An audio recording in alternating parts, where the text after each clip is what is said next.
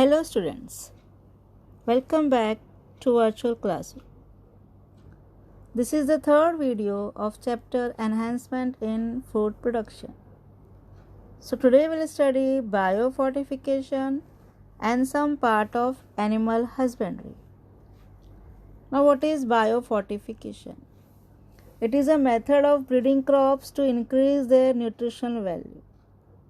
And nowadays, biofortification it is an upcoming strategy for dealing with deficiencies of micronutrients in the developing world. So there are certain objectives of biofortification like improvement in protein content and quality, oil content and quality, vitamin content, micronutrient content and quality. And biofortification can be achieved through two methods, that is the selective breeding and recombinant DNA technology.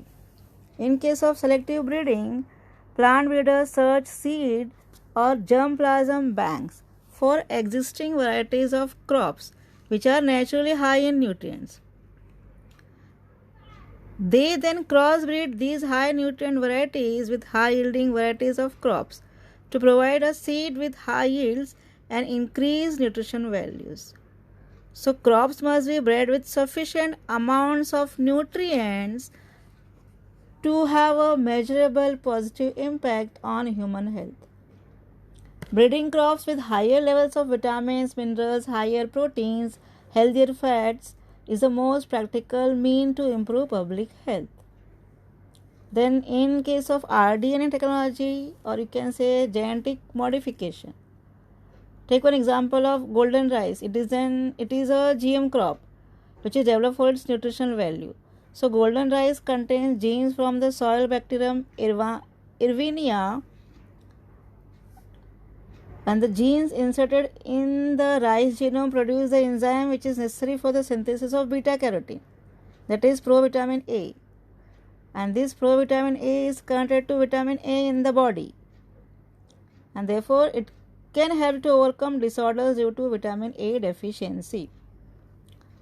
So biofortification is a fairly cost-effective method.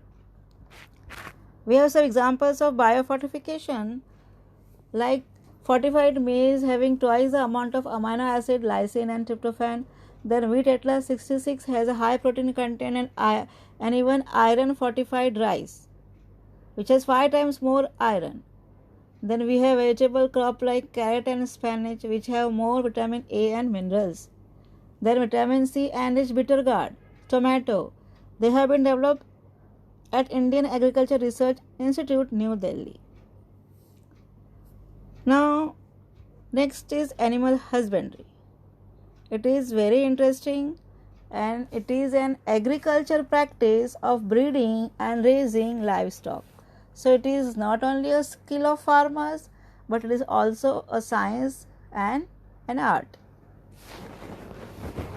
So animal husbandry deals with care and breeding of livestock like buffaloes, cows, cattle, sheep, horses, goat, camel, etc., which are useful to human beings. And it includes poultry farming, sericulture, beekeeping, fish farming, lag culture, etc. Animals like honeybees, silkworms, crab, birds, fishes, prawns, sheep, camels, cattle, they have been used by humans for the production of milk, eggs, meat, wool, honey and silk. So management of farms and farm animals is very essential. And it starts from selection of high yielding breeds, their food requirements, supply of adequate nutritional sources, cleanliness of environment, maintenance of health and veterinary supervision. Then vaccination, high yielding crossbreed development also, preservation and production of products and even their distribution and marketing. So these are the steps which are taken into consideration in management of farms and farm animals. Now next is animal breeding. Animal breeding, it is one important aspect of animal husbandry. So improving the desirable qualities of products and to increase the yield of animals, they are the major achievements of such breeding. Desirable characters means increased production of milk or quality of meat or maximum yield of eggs per year. Now breed is a term, or it is a group of animals having common ancestor and showing similar characters like general appearance, features, size, configuration, etc. And there are different types of breedings like inbreeding and outbreeding. We'll see first inbreeding. In case of inbreeding, mating of two closely related individuals within the same breed for nearly 4 to 6 generations is carried out. So here first identification of superior males and superior females of the same breed is done, which are then mated in pairs, and the progeny obtained from such mating they are evaluated. Again, superior males and superior females they are identified from this generation and used for further mating. So superior female cow is one which produces more milk per lactation, and superior male is a bull which gives rise to superior progeny as compared to other males. So homozygosity, or you can say homologous pure line strategy is followed, as we have seen in Mendel's experiment in peas. So inbreeding increases homozygosity, and it is necessary if you want to evolve a pure line in any animal. So here what happens, harmful recessive genes they are exposed by inbreeding and later they are eliminated by selection method. Therefore it helps in accumulation of superior genes and elimination of harmful or less desirable genes. So this method of inbreeding is very helpful, and at each step it increases the productivity of inbred population. Next is outbreeding. This is achieved by breeding of unrelated animals. So the unrelated individuals may be of the same breed but having no common ancestors for 4 to 6 generations, or it may be between different breeds, or even it may be between different species, that is interspecific hybridization. Outcrossing. This method involves mating of animals within the same breed but having no common ancestors on either side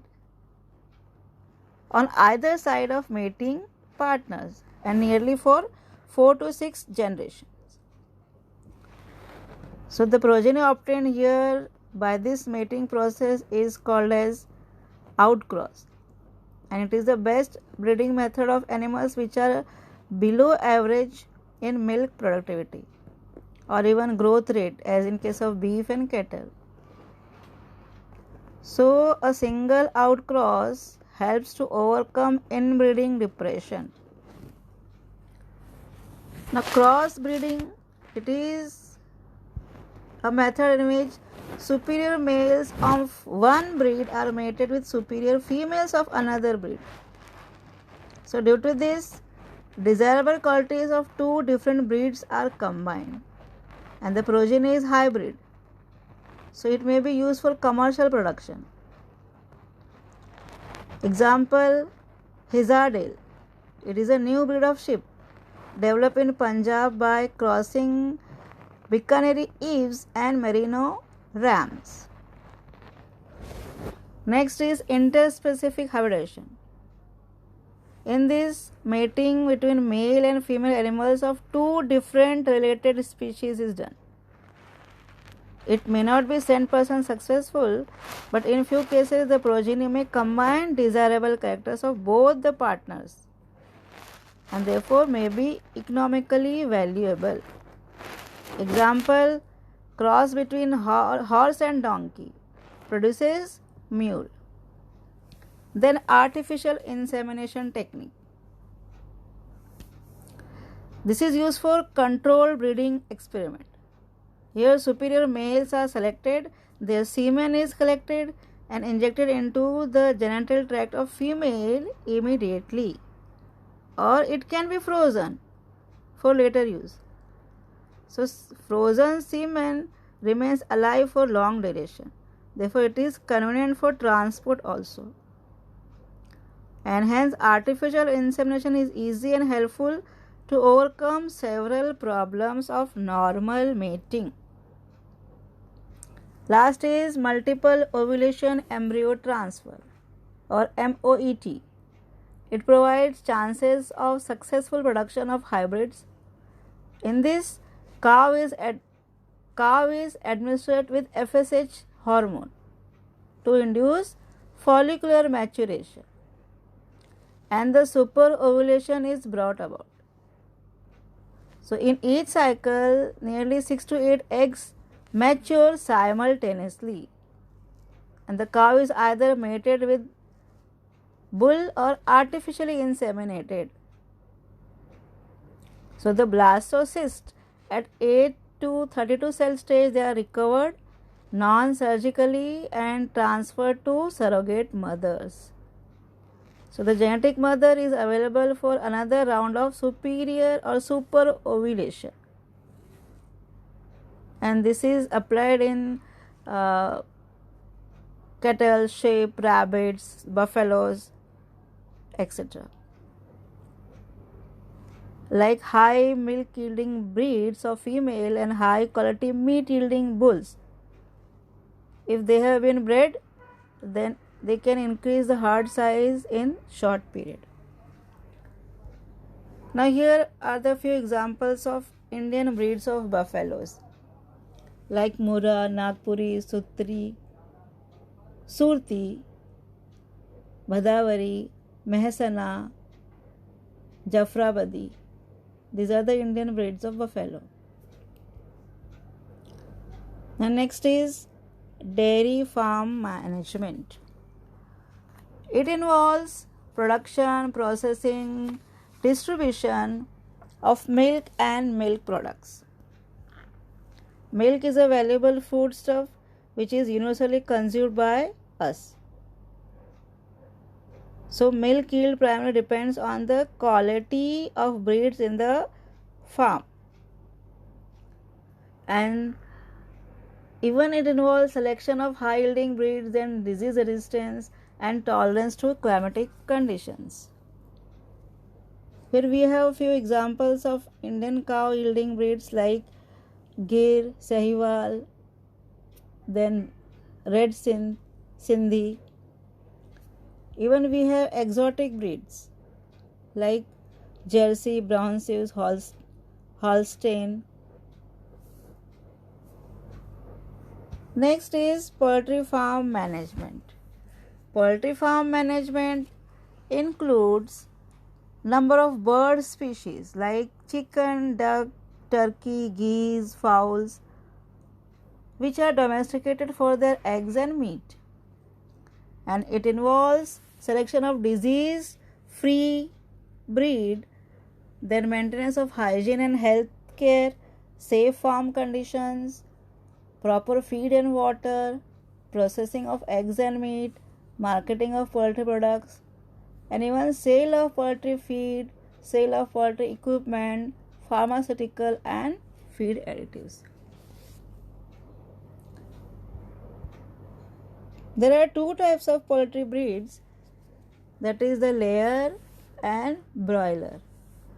Chicken for eggs are known as layers, while chicken for meat are known as broilers. Again, there are different breeds like American breeds, example Plymouth Rock, Asiatic breeds like Brahma, then Mediterranean breeds like Leghorn, Minorca, then Indian breeds in which Asil and Brahma, they are famous. Now the management of poultry. Management of management of layers requires purchase of high-yielding chicken, well-ventilated farms, proper feed, debeaking, lighting, waterers, sanitation, cooling and vaccination. And management of broiler requires selection of breed, housing, ventilation, temperature, floor space, lighting and broiler feed. Again, there are different types of poultry diseases like viral diseases, bacterial diseases, fungal diseases, parasitic diseases and protozoan diseases. Viral diseases like Ranichet, bronchitis, avian influenza. Avian influenza is a bird flu, and we know bird flu seriously influenced poultry farming and human infection in last few years. Then bacterial diseases like pulmorum, cholera, typhoid, TB, chronic respiratory diseases, enteritis, etc. Even fungal diseases like Fevis and thrush or aspergillosis are common. Then parasitic disease include infection of lice, roundworm, sickle worm. Then protozoan disease like coccidiosis. So these are the different types of diseases which are common in poultry. So this is all about today. I hope you have understood today's topic. Okay then students, take care. Goodbye.